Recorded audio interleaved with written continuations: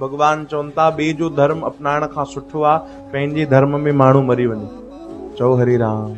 यानी पंहिंजे धर्म में मरण क़बूल कजो, पर ॿिए जो धर्म अपनाइण क़बूल न कजो भाई, स्वीकार न कजो। चओ राम।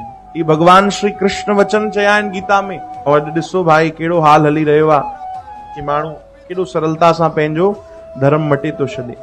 हिकिड़े सां असां मिलियासीं, हिकिड़ी माता, हिंदू धर्म, सिंधी हुई उहा माता।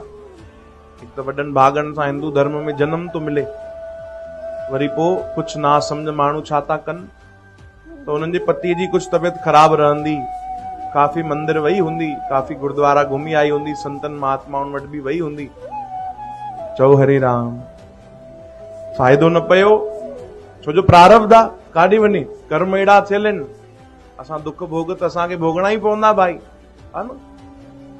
अहिड़ो कोई पिछले जन्म में कर्म थियल हूंदो जेको उनजा दुख न पिया दूर थियनि, त उन्हनि धर्म ई मटे छॾियो।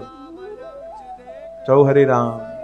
ॿी धर्म में हली विया ऐं प्रारब्ध पूरो थी हूंदो, स्वाभाविक को कष्ट दूर थियो, तकलीफ़ दूर थी, त असांखे छा थो लॻे, अरे मां नयो डॉक्टर ठाहियो त हिन मुंहिंजा दुख दूर करे छॾिया।